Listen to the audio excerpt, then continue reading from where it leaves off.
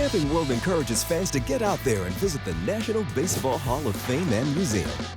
How does one of baseball's most celebrated plays connect to one of baseball's most notorious curses? Through a cross-country move, an earthquake, and the Men of Steel? Find out next on Hall of Fame Connections.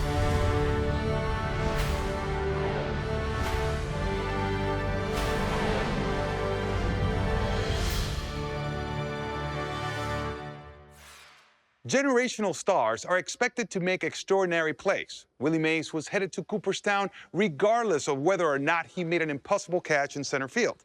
But then there are players like Dave Roberts who seize a moment and etch their names in history. Make a big play on the big stage, and we'll play it over and over again. It was a defensive play so iconic that we simply call it the catch. The Cleveland Indians faced off against the New York Giants in Game 1 of the 1954 World Series. The game was tied at 2 in the 8th. With runners on first and second, Cleveland batter Vic Wertz belted a deep fly ball 420 feet to dead center field. Willie Mays sprinted to the outfield wall at New York's Polo Grounds. He made a spectacular over-the-shoulder grab, then, in one fluid motion, spun and threw the ball back to the infield. His catch sparked the Giants to an extra-inning victory and a sweep of the World Series. Mays' glove would end up on display in the Hall of Fame, but it would be the final championship for the New York Giants. 4 years later, in moves that forever changed the landscape of Major League Baseball, Mays and the Giants relocated to San Francisco, while the Dodgers made their way to Los Angeles. Despite the cross-country move, the rivalry remained strong, as it still does today. In 1958, the Giants defeated the Dodgers 8-0 in the first ever Major League game on the West Coast. The game was played in San Francisco's Seal Stadium while the Giants' future home was being built. 2 years later, Mays and company would move into their new digs at Candlestick Park. Candlestick Park would play host to a fearsome Giants lineup in 1960, led by Hall of Famers Willie McCovey, Orlando Cepeda, and of course, Willie Mays. San Francisco made it to the World Series in 1962, but lost to Mickey Mantle and the New York Yankees in 7 games. It would be another 27 years before the Giants will return to the Fall Classic. The 1989 World Series was billed as the Battle of the Bay when the San Francisco Giants took on the Oakland Athletics. The A's powered their way to a 2-0 lead as Game 3 shifted to Candlestick Park. Al Michaels and Tim McCarver were previewing the night's action when it struck. Candy Maldonado with the hesitation, allowing Jose Canseco to score, so the Oakland A's take. I'll tell you what, we're having an earth.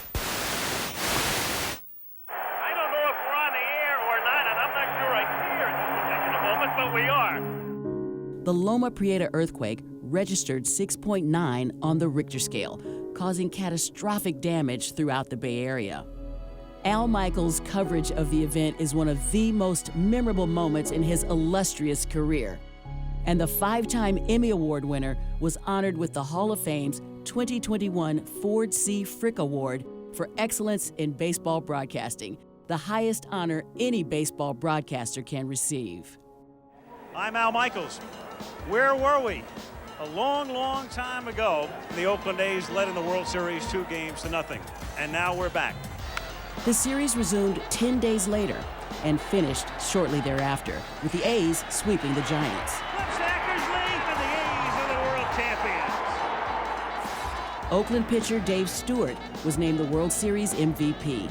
The intimidating righty was masterful in 2 starts, going 2-0 with 1 shutout and a 1.69 ERA.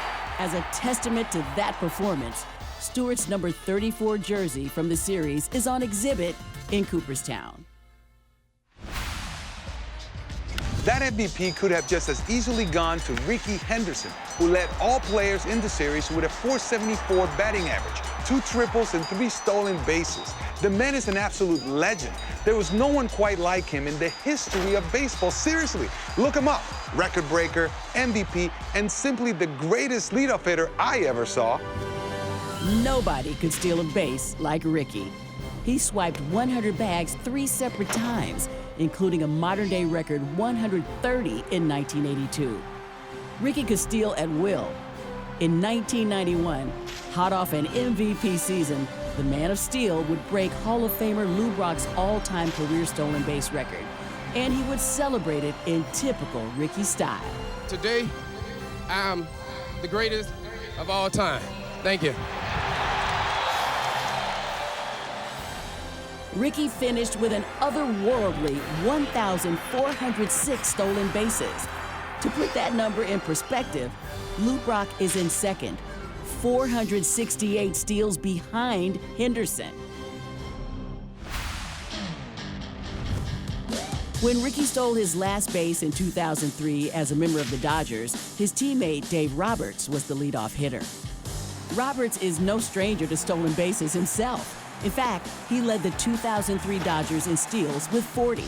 The following year, the Boston Red Sox were looking to add some speed to their roster, so they traded for Roberts midseason, setting the stage for one of the greatest postseason comebacks of all time.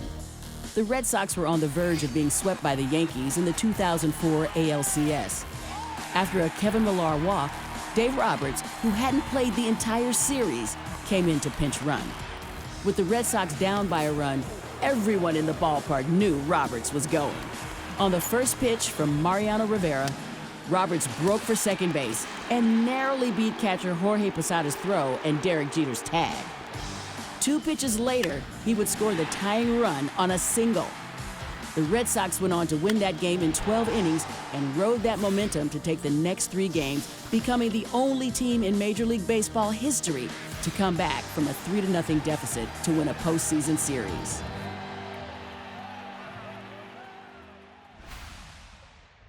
The rest is even more history.